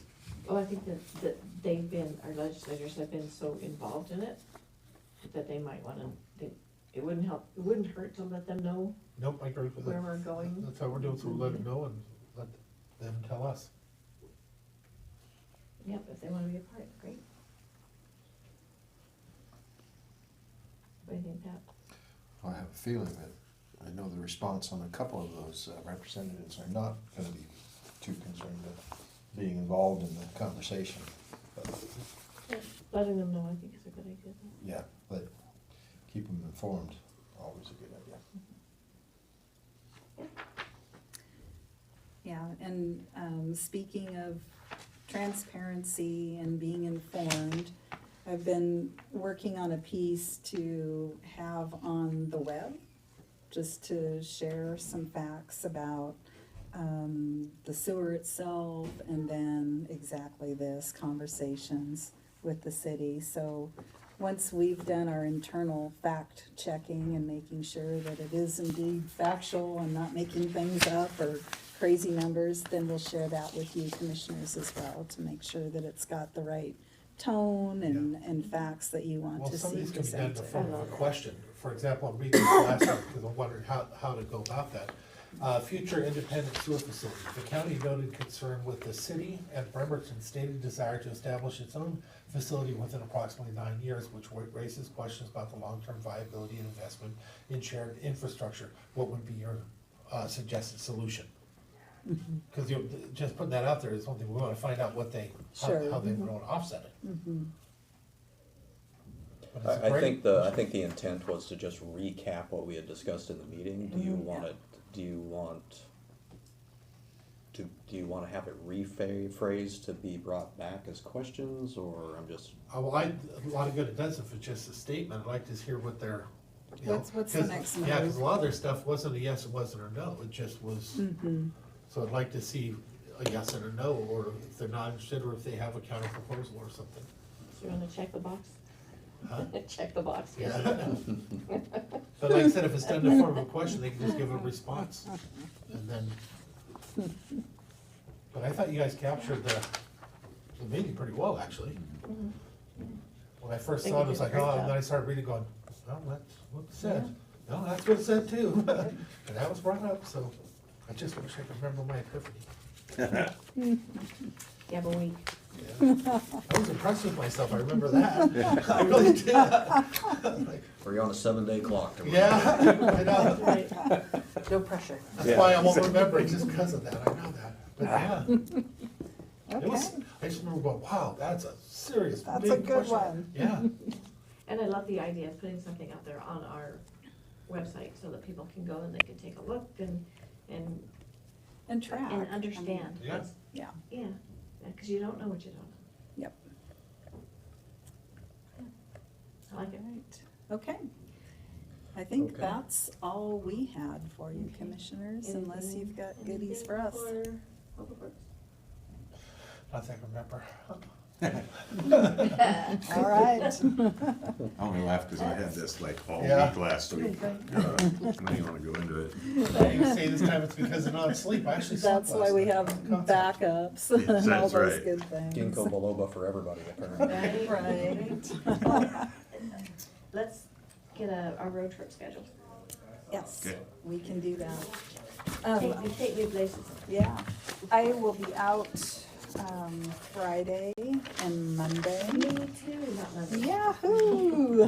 Just keep in mind the project stuff going crosswalk is not a crosswalk, but the lighting and stuff like that. Yes. And Union and what other type of traffic things we can do. This is slowing it down for the moment, but it's still not gonna fix it if we don't do something else with it. And we went and explained to him that we were doing something a year or so ago when Commissioner Schutte was here and said that we're going forward. So I wanna remind you of that, so I'd like to have something that we can tell them. So, Yeah, I know that Dave and I checked in on that just recently on progress, and I apologize for not having the details. You'll have to. They're tracking it, You had enough for today. absolutely. Thank you. All right, thank you. Commissioner Trask, I do have an alibi, if you don't mind. Chris, you want to introduce our, This is our Wait, new wait, wait. HR director. Can I have you guys? Thank you. Nice to meet you. Nice to meet you, Kim. Sharon Aaron. Randy Neverman, hi. Pat. and this is Kim Monroe. She is the new HR. Would it be inappropriate to stand up and do a happy dance? No, go right ahead. I have been a former judge on Dancing with Stars. Not really. Oh, no pressure. No pressure, yeah. That's awesome. I'm so excited to have you on board. I've heard great things from the interviewing panel and Well, good to be here. Do you have any initial questions for me? I feel Well, you can I'm an find open us, book. you know, of course, we have pains like everybody else, but we're a pretty good family to be a part of. And I understand that's one of the reasons why you were hoping to come out here. That's exactly why. I think you'll find that here. But again, we have our glitches, but you are HR, guess what? That's gonna come in your Hey, first. you know what? Glitches keep me employed. It is the glitch department, yes, that's for sure. we have our glitches and our twitches. It's all right. That's what makes it special. But welcome home. Thank you. It's Yeah. good to be here. It's good to be here. So I believe you plan on starting July 1st? Yes, I will be officially on board July 1st. I just thought, I've got a meeting out in Bainbridge Island today, so I'm going to say some bye to some folks and one last look at the water off the employees-only deck. Oh, So, nice. You got an employees only deck over the water? Well, yeah, well, there's the tied-up vessels. I was gonna say, we have Kelly Frazier brings good food sometimes, so that's how we'll compete with that. All right, that sounds good to me. I'm always good for a plate of something. Right? Well, we're looking forward to having you come on board. We've got plenty of stuff going on, contracts, all kinds yeah, of exciting stuff, so. I popped into a discussion with your lead negotiators a few minutes ago, so interesting times, it sounds like. Absolutely. Just a few things. And you'll have an opportunity, if you choose, to pop in on something else, but it'll be up to you on whether you wanna sit in on that and see what's happening. I'm always game Alright. to figure out as much as I can, be fully informed before I jump in both feet, so I'm happy to do it. Very cool. Excellent. We're so happy that you're joining our team. Thank you. I think Mason County does rock. Yeah. Yeah. And if you need anything, just reach out. Okay, Very accessible. all right. Well, thank you so much. Thank you. Yes, thank you. Thank you. Thank you. Thanks, Whenever. Yeah, thanks for stopping by. Welcome. Thanks for bringing it up, Chris. Of course. Say hello to Bainbridge. Commissioners, I will need to meet with,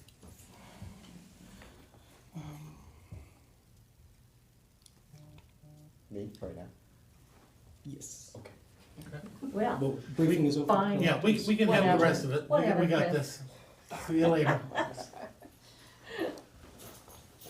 All right, well, so that does bring us to the end of the agenda. Do you guys have any calendar updates or anything going forward? Check my calendar. I think nothing has changed since the last Tuesday, so. I'm gonna take on one more fun thing because I'm not going on Friday, so. I know, right? Yeah. why I not? do have 2 meetings on Friday, but I won't be in town, so I'm gonna do them remotely. Well, I still have a Zoom one and stuff like that, but hey, it doesn't matter, I'm partying that hour, I wasn't gonna be there, so, Yeah, 2 hours. yeah, enjoy the day. So, yeah, PAC meeting tonight, MTA tomorrow, we'll all be that one. Mm-hmm. I'll be meeting with Kel and Ian about the temporary events ordinance on Wednesday. See if we can't straighten that up a little bit more. It's, Well, actually, if you don't mind, it's a good time to talk about that a little bit, because I'm just still confused and stuff too. We attended a event that was political, and I thought about it after, I was like, who's gonna ask? Well, literally, I mean that in a serious manner. I don't know that I think our staff should be saying, so it's exempt because it's political. You're telling me it's political, or you're telling me it's religious, or, and I started thinking to myself, I don't know about that. That seems like an odd position to be in. I know they've done a lot of work, and I appreciate all the work that they've done. I really have. I'm still just trying to figure it out, though, the way we keep going. And not everybody is gonna agree with this, and I know even the people, because one of the person that asked me the question was the owner of that facility last night. It's like, I don't know, because I hadn't thought about it. You know, food trailers and stuff like that. There's a permit you can buy that you have 21 days, basically, it's at events. Then you have other situations where I'm just looking, because we do it as, it's not allowed, if it's not in there, it's automatically not allowed. That always is gonna bother me. That's why they're saying you can't have, an event like this on residential. It doesn't say that, but it's because it's not in there saying it's allowed. That's where I keep having problems. So I'm wondering if, and they should be here for all this, but at the same time, I'm just spitballing, I'm just talking, because literally, we haven't had a chance to really talk about it, we just talk about it. What if it was just a little bit different, that it's automatically allowed unless it reaches a certain amount, then it requires a permit? Or you can have so many of these in a residential without having a permit. Like after a certain amount, it requires one or 21 day like they do for the food. If you have food trucks or whatever, they must be inspected, that's a law that already exists. So we need to maybe continue with that. I don't know, I just thought about it because I don't want to be asking, is it religious? Is it political? Is it any of that? I think that inherently we should be allowed to have it on land, on our land when we're doing it. If there is gonna have to be a change, then maybe the other option, and again, I'm just spitballing ideas, because people have weddings on their properties. And they wanna have them out in those areas, they don't wanna have them in the city, or they'd already have it in the city. So it doesn't make sense to restrict that, except for if it's too big of an event, it's gonna have an impact on the neighbors, I can get that. So perhaps they can have wedding venues and stuff like that, that can be allowed use in the residential zones, as long as it's over 10 acres, for example. These are just ideas that I've had and I've been thinking about, and thought I'd throw it out there since Yeah, I'm we're gonna wondering be concerned. if it would be a good idea for you to sit with Kel and Ian and throw those, cause I think giving them as much guidance Well, only as if you guys even possible, think it's a as we can. viable, because it's completely different than what we're talking about. Yeah, So I just wanna if you make don't sure think it's that- viable, I don't even wanna bother with it. That's the direction I've been trying to get them to go. It's like, no, it is permissible. We don't give them permission, they have permission. Our job is to protect the public health, public safety, those sorts of things, to keep events from getting out of hand, but we need to make sure that the environment is protected, and the public health and public safety, that's That's our job. our job is to protect the rights, including the rights of the neighbors. But start from a premise that they have the right to peaceably assemble. Yeah. So that's where we've been trying to get to. One of the things that made me think of it this way is, and you get in trouble with this in this business too, but at the same time, it's the way I've always believed when I first came in. I used to ask staff, because back in those days, we actually had a list of people that were anti-growth. They were on a website that Jay Hupp showed me the website after I got elected and said, you probably want to see this. And there was a whole list of our employees that were on a website teaching you how to be pro-growth while not having growth, how to explain pro-growth, because there were no growthers. It was a whole community of them out there in the public sector. And I never would have believed it until Jay Hupp showed me, and our names were on it. I was like, oh, So my rule was simple when I first started, and that was, as staff, if you're gonna say no to a citizen, bring me the rule, bring me the regulation. If you don't have it, then it's your interpretation, then find a way to get to yes. If you have it, then it's the law, it's the rule. That's a whole different story. Then it's up to us to change that, if we want to. That's still, I can go back to that premise. Right now, this issue doesn't exist, because there is no rule that says they can't. We're just saying because it's not in there, they can't. Yeah, that's the problem. I say the ordinance, not our ordinance, our zoning, which one was it? That's what they say this is. No, I think it's the ordinance. It's our county policy, county code. Yeah, they want It's in our to code, adjust the ordinance because of zoning, so it's both, which is the aspect of if it's not in there, it's not allowed use. And that's where, for this, it just seems, but if we're gonna do it, I'd like to, and I'm thinking putting my planning commission hat for all those years. The Ridge Motorsports was a great example of this. They were restricted from being able to do a lot of stuff when it's first, they couldn't even build a bathroom. They had to go through a whole special use permit for everything they had to do there. So how we got past that is we allowed it as allowed use in the zone they were already in. If we'd have tried to create a zone or rezone them, they could have sued us, and they did sue us. But they tried to sue us for spot zoning, but it wasn't spot zoned because we never changed the zone. We just made it allowed use in the zone, so the county won that battle. This is a thing where it should be allowed use in my opinion, or it already is allowed use, so. So could I weigh in on this a little bit, just because I had Yeah. a lot of conversation with Ian and Cal, they came and met with me, and so, one of the things that it felt like maybe it was not explained in a way that made it come across, because to me, when we talked about it, it was more of a question of how can we ensure that we won't be intruding on these type of events when they're going on, because at the end of the day, folks are going to have their parties and they're going to have their events, they're going to have their get-togethers, and at some point, county officials are going to get called if there's too many neighbors being disturbed and all those kind of things. the issue with the number of 2,000 people, for example, the issue with having 2,000 people basically made it so that if you wanted to have an event and you didn't want to have the county coming out and bothering you and you're only going to have 500 people, they couldn't even engage the county because we couldn't give them a permit and we couldn't engage with them even if they wanted to, because it said if they had less than 2,000 people, we weren't going to issue that permit.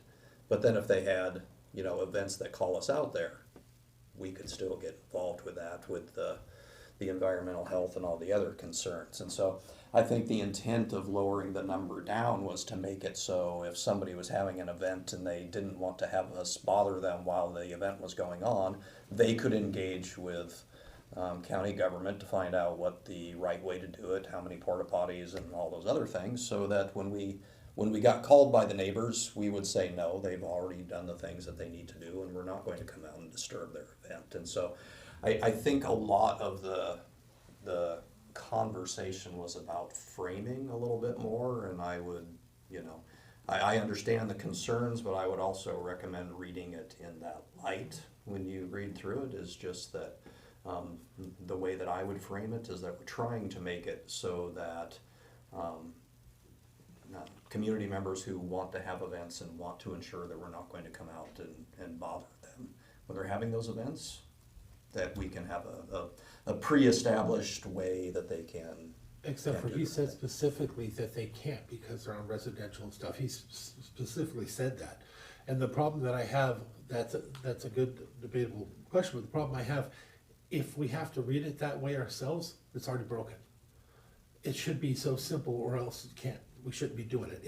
If it has to be interpreted, in my opinion of laws and the rule of law, it should be black and white. It shouldn't have to be an interpretation if it's actually broken. I think that Ian Kell, at least in the initial rewrite that I saw, attempted to make pretty good steps in that direction by making it very clear in black and white that those constitutionally protected events are constitutionally protected events that we won't be involved with.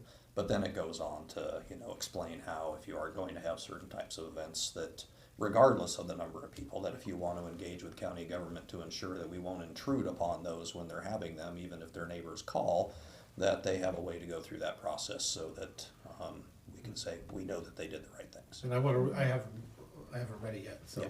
I'll bring it down and read all. Yeah, they changed it a couple of times. Yeah, she told me after talking that they pulled a bunch of it out. But it was shortly after that it hit me, you know, if right now we're going through a battle that maybe we shouldn't have gone to, because if you don't have a law that says you can't do it, then maybe that law doesn't exist. Well, I think it was of significant value that you pushed back and looked at that more critically, because it did give them the opportunity to go back and say, hey, we should just go through the entire thing and take out stuff that's problematic rather than just trying to piecemeal it together. Or that was already covered in different areas. That's correct, yes. I heard that's what they've done, I just haven't.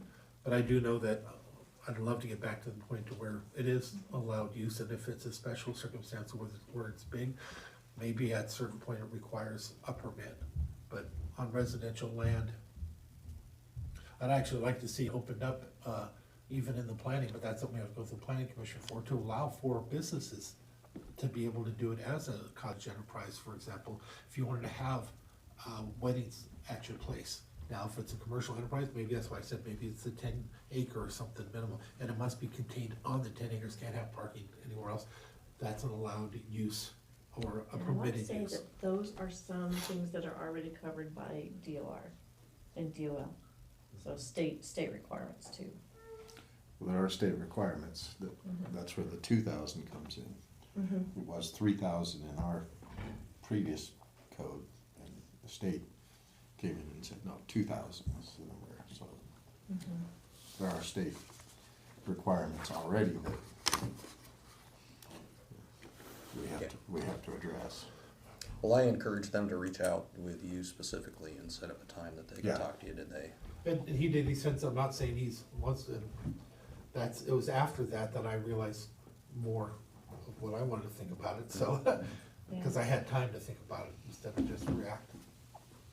Yeah, and I think it's also pretty cool that there's community members that are engaged in this as well, so. I would like to continue our discussion. You made a comment about coastal communities. I'm very naive on this whole prospect. So we went by the rubric and the applications as laid out by staff. Like I said, I was a lot more harsh on all of them than anybody else, but when it all came down to it, there were 6 other members that were overruling my opinion. So if we want to take that opportunity to say, in the best interest of the community, you know, I would defer more to what both of you guys think in this case, because I don't have the experience dealing with these local nonprofits. So, I mean, if you've heard something very negative about coastal communities, like, that certainly didn't show up on their application, but they're the ones filling out the application, so of course it's not gonna, we're not gonna see that. So is this a direct line to that other organization? They all follow the same guidance, the restrictions. And so I don't think there is a direct line. You don't think but there's there's still a, Because I didn't catch that, and I'm there's still sitting a here, CAC. I'm sitting here though at the time when you were talking going, wait a minute. So, but, because I do try to stand behind, there was a mistreatment of a commissioner, and I don't stomach that well. We could fight all day long, I don't stomach that well, because it represents all of us when that happens. But if there's not a direct line, then I'm still a little comfortable, but, and I understand where she was coming from for her letter, and I appreciated her letter. I do know that it is harder sometimes to get these applicants, and sometimes diversifying the pot makes a difference. I always hope they go and do things in North Mason, but I learned my lesson a long time ago. There was an effort to try and bring stuff to North Mason 12 years ago, and I screwed up.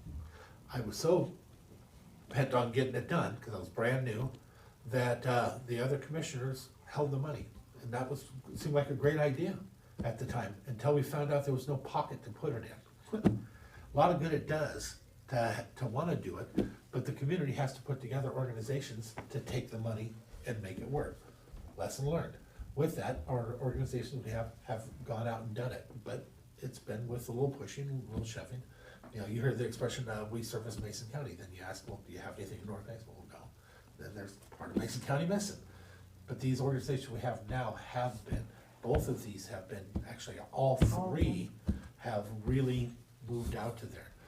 The idea of having a 4th doesn't bother me if there's not a direct connection, if they've actually met all the needs of the group. If it was a direct connection, then I was sitting here contemplating changing everything I was thinking. But if it's not a direct one, then the only aspect I see bad is that they're not here now, unless I'm missing something. They're not. Yeah. They're No, not. And you know me, I like to keep things local. I did too, And, yep. and I don't know, I had a hard time trusting anything that says CAC at the end or at the beginning. Just because of, I understand. yeah, the things that I went through, so. And I like to keep it local, but. Well, I mean, it's up to us. The board, behavioral health, housing behavioral health board, we make recommendations. Yeah, just like lodging tax. Yeah. You know, it was, And we have a email from all of us here from the mayor, who was asking us to give weight to the work that they did. I'm just reading it right now. The weight to the work. That The work the board did. That the board did. Even though he may even agree, I took that as an inference that he may agree that the work that they did was a lot of work, He's No, not I on don't it doubt anymore, that. but, I don't doubt that. so, Yeah, I'll stand behind the work that we did based on the knowledge that I had.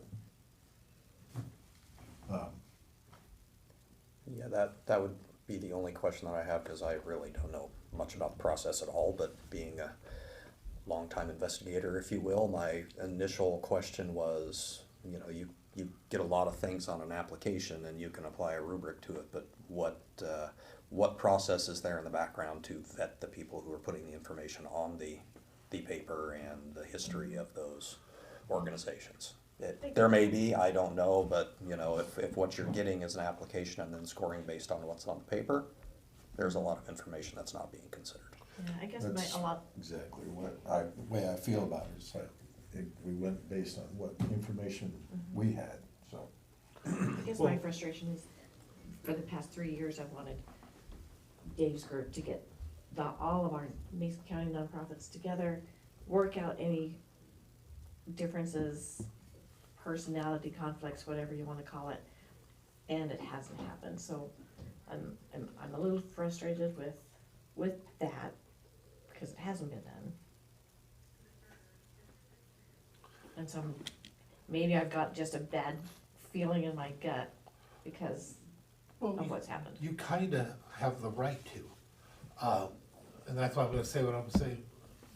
You know, Commissioner, every time they've come, whatever, I've tried to stand behind you 100%, because this is your barbecue. You dealt with it, and so I wait for you to say, that's enough. Maybe we should have a conversation, because he wasn't here to know, and you already know it. I'm waiting for you to say, no, that's enough. And then, as far as I'm concerned, we start to move things away and go.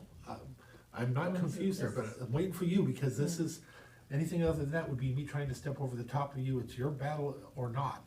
And you've got to direct us where to go on this. Well, direct me at least. I'm not gonna speak for the commissioner, because I was here and I seen what put you through it. Well, LMT was not allocated money, so they're a different CAC. Yeah. But like I said, I just have a hard time trusting that a community action council will do what I feel Mason County is very unique. We have a wide variety of people that we represent. Some that are not here don't understand that, and so I guess that's where my concern for a lot of this is. They don't have the connection that we have with our community. That's the exact argument I made to the board. So I don't understand, but okay, I mean, you other 6 members are, you know. And our staff seem to really support this particular group. I don't know, like I said, I'm not on, so, but apparently you asked and you were hitting the questions. And can I ask another question? Because again, I don't know. Is the perception that they supported this other group or that they didn't support? For me, it had nothing to do with that. They're not in Mason County, neither was, so Coastal has not been in Mason County.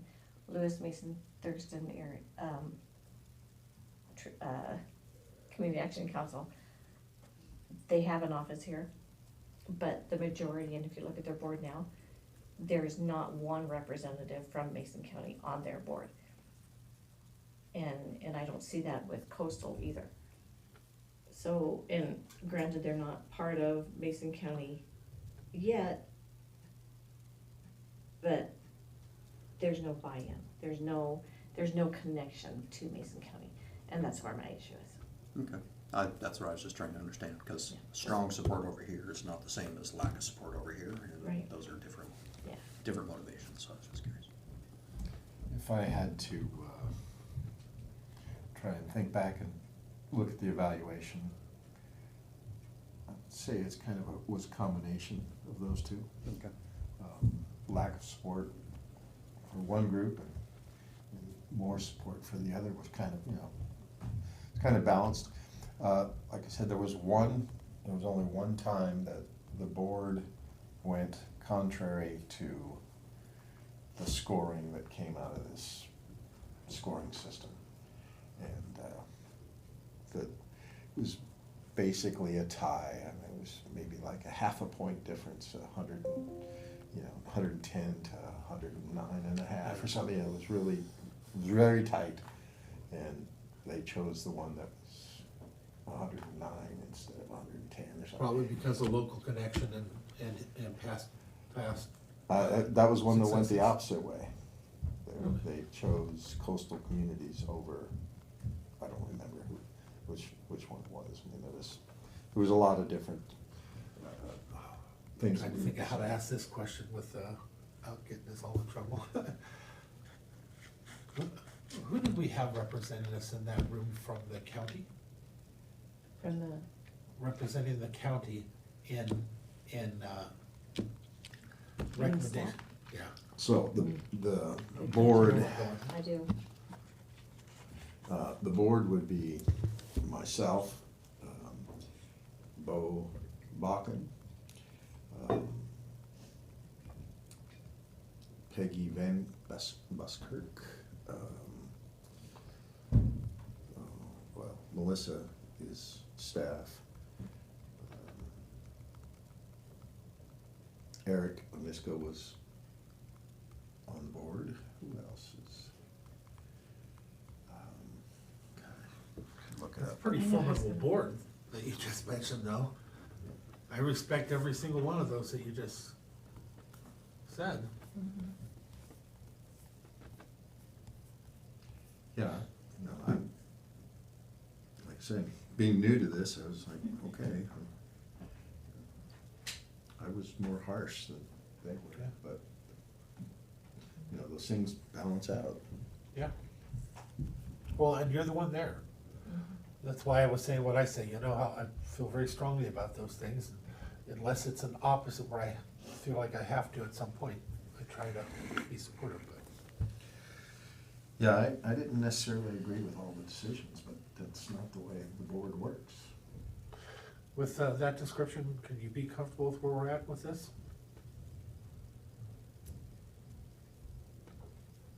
I will struggle with it. But, like I said, just takes a majority. Yeah, but struggle with it and being vehemently opposed to it are two different things. And, you know, like I say, I plead, being the newbie here. I went with what the board said based on, they have more knowledge of all of this than I do. You also have strong opinions. I'm pretty flexible as far as that particular discussion goes. I do have strong opinions, but it's still, so, well, we can, contracts still come before us, so, Think about it a little bit, we'll bring it up the next week? yep, Okay, yeah, I'm good with that. okay. Yeah, that's fine with me. And Commissioner Trask, when you get the opportunity, can you circle back with me on those meetings you were talking about? I'd like to talk a little more about what that might look like. Absolutely. Give a straight up description and then a lot of it will make a lot more sense, won't it? It will, yeah. Madam Chair. That was rough. I move we adjourn. Second. All right, we're adjourned. Guys, have a nice Juneteenth. Long weekend.